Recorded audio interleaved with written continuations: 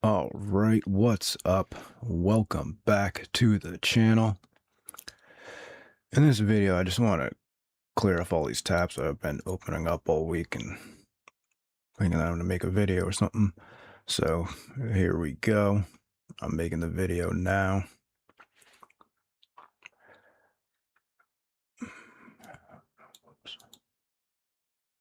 First off, I just want to start out with this right here. I was stuck in a doctor's office waiting room yesterday, and then this show came on, the Tamron Hall show. Never heard of it before, but I was like, we're cooked, because they were doing on national TV. They were doing the is having a boyfriend embarrassing thing for the whole show. And I was just like, oh, really? I was like, I kind of thought like the right wing had some motion. Then I'm like, yeah, but we're not on national TV asking, is having a boyfriend embarrassing? And sadly, the answer was yes. The answer was definitely yes. They were like, oh yeah, pretty much. They even had this dude come in, and it was just like, oh my god. And he was like, yeah, I totally feel like women should have their own stuff, and kind of having a boyfriend is kind of embarrassing. I don't know. Anybody who can find that episode, it was out on 6/29. That'll be definitely some gold reaction video type of stuff, content. You can find that. All right, so we got this movie here, Flashpoint. Now, for some reason, I thought Tom Skerritt was in it, because for a while I was on like a whole like Tom Skerritt movie. Like, I was like, he's like the like Timo version of like what's his name? I don't know. I can't fucking remember his name. Anyway, this movie's kind of funny though, because it's got Chris Christopherson in it. That's what I thought he was. What's his name? But it's actually about how they put like landmines and motion sensors at the border to like stop immigrants, and then there's like a whole like movie plot in it. But I thought that was kind of funny. They're like, yeah, why not just put landmines on the border? All right. Now, I do want to talk about what Trump has been doing in New York. He actually is doing something very good for New York, even though it doesn't seem like it's going through. It's all the stuff is kind of up in the air right now, so there's not any real like solid like resource where I can just give you like the straight like rundown of it. But basically what it looks like is they went to the Supreme Court, and basically Trump has gotten rid of the way that all these like liberal states reject people's being able to carry guns, either concealed carry or getting permits, whatever, right? And New York is especially egregious when it comes to this, New York and New Jersey. I remember sitting around talking with my friends and stuff, and we'd be like, yeah, well, if we did get a gun, it's like you can't kill the person, even if they break into your house and like do your wife. Like, you still like will go to jail if you shoot and kill them like by accident. I'm like, well, if you shoot someone in the leg, you can kill them because you can hit an artery, and then it's like, oh well, I guess it's kind of like pointless to have a gun. And then in New York, like basically what they're fighting right now is that you used to have to basically be rich or famous or some combination of both in order to have a concealed license in New York State, right? Especially in the city, right? And it's ridiculous, right? It's like one of the most ridiculous things ever when you've literally got Bobby Schmurder, right? Who's like literally writing a rap song about how all he does all day is kill people with his friends. And then you live in the same city with him.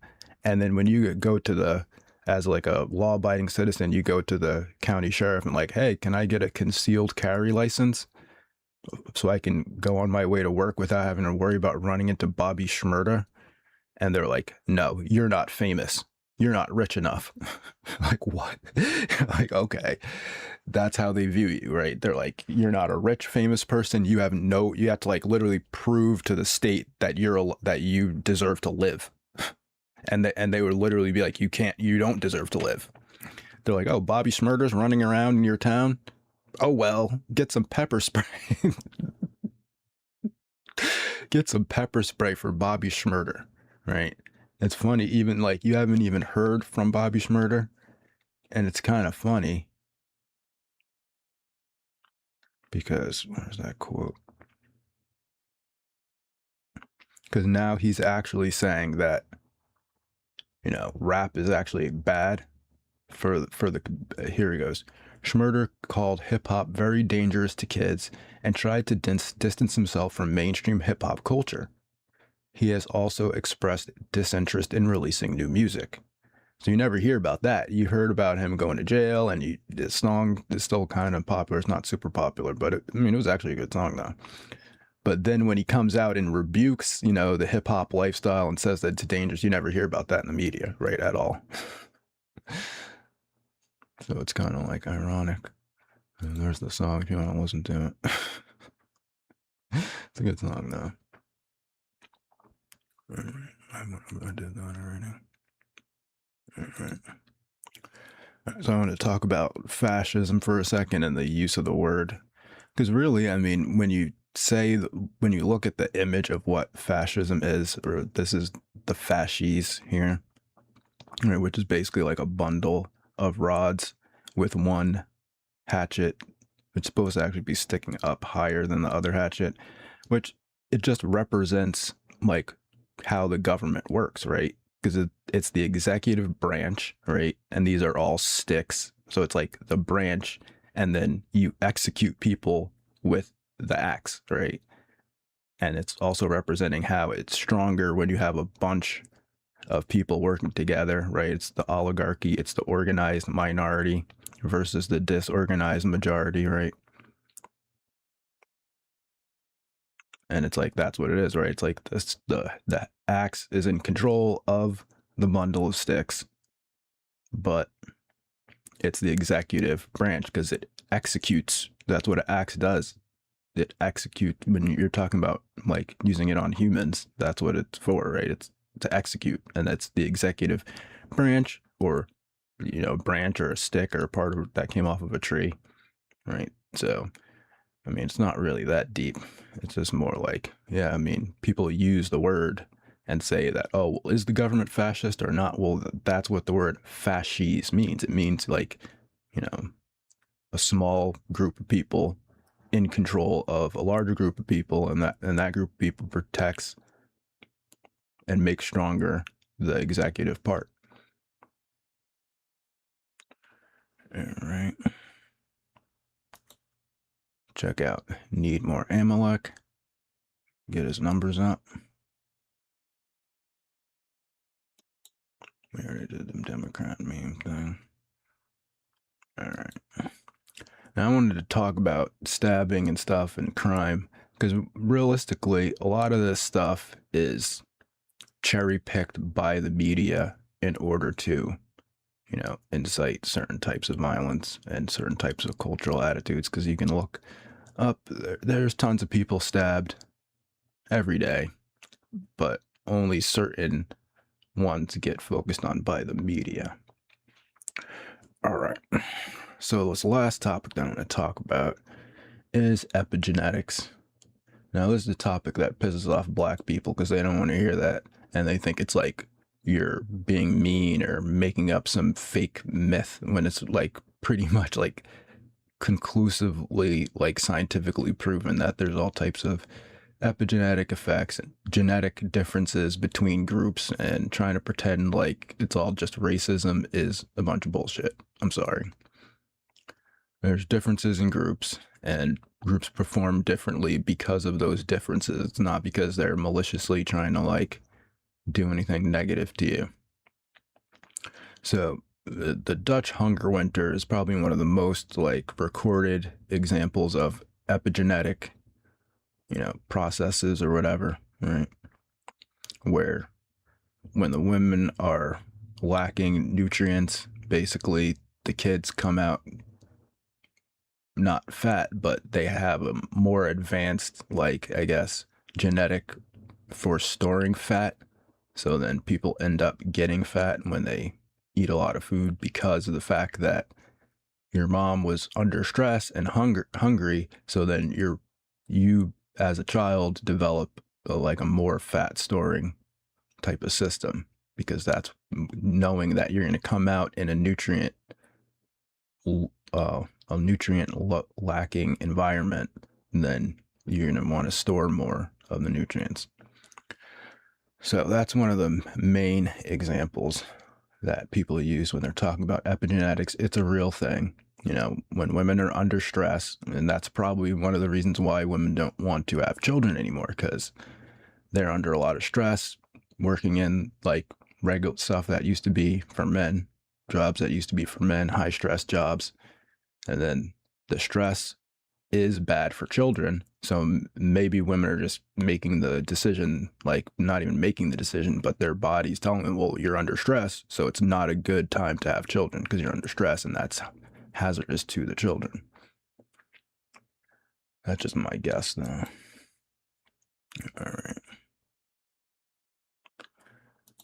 So here we've got a study of the Igbo tribe in Nigeria, right? And now this has a lot of crossover with the JQ, actually, too, where it's talking about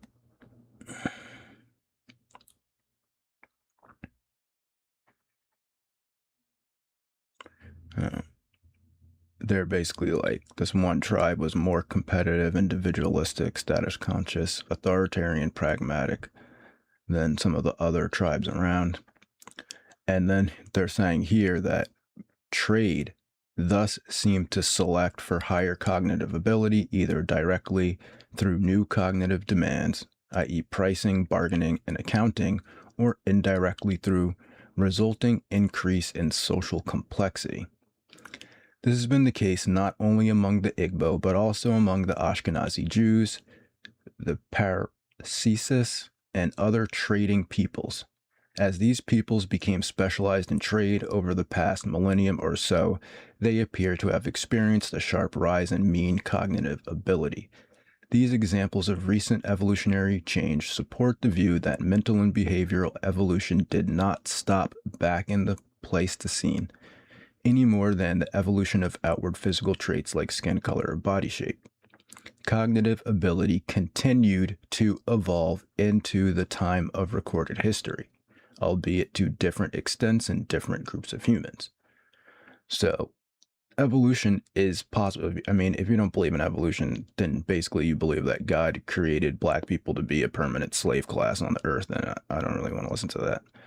So, if you believe in evolution, then it is possible for black people to increase their IQ through selective natural selection, right? And it does seem that, it's something similar that happened with the Ashkenazi Jews, because we all know that in the 12th century, the Christians tried to make their own kind of little loophole going around their own laws of usury, and then they installed the Ashkenazi Jews into Europe to do the usury for them. So that might be why they resulted in, increased IQ, and also they're deeply embedded into your social complexity. All right, so here's the last kind of chart we're going to look at. You can see here that this one group of black people, the Igbo, right, score incredibly high on British A-level tests, which are the type of tests that you have to take to go to college. In fact, this group, the Igbo, beats Chinese nationals, most other black Africans, Indians, Caribbeans, white British, mixed race British, more another black national. I guess that's mixed race Caribbean, black Caribbean. Seems like Somalis are doing the worst. Pakistanis are pretty low. See, it's like most of the groups of black Africans are pretty low. But then you've got these random groups, right? The Yoruba too, right? So for people to like look at Africa and be like, oh, well, if white people never came there, then you guys would have never evolved past whatever, right? It's fake. And that's what I've been talking about this for like a long time, but no one wanted to listen to me because they're like, oh, you're just saying IQ, so you're a white person. It's like, no, it's actually more complex than that. And like I try to like explain it to people, but people are like, I heard IQ, you're a racist. Fuck you. Get away from me. No, it's not a myth. It's not made up. Like it's funny how whenever you say it's made up, they never show any counter evidence. Never, ever, ever, ever show any counter evidence. You could show 5,000, 10,000 charts, and then they'll go, oh, it's fake. It's fake. You're a racist. Seriously, fuck you. Right? So that's it. Yeah. People can evolve. And black people probably would have eventually evolved and if there wasn't the intervention of Europeans. It's that simple. But nobody wanted to listen to what I had to say because they were like, oh, you're a fucking racist. Fuck you. Okay. I'm done. End of video. Have a good day. Thanks for watching and peace.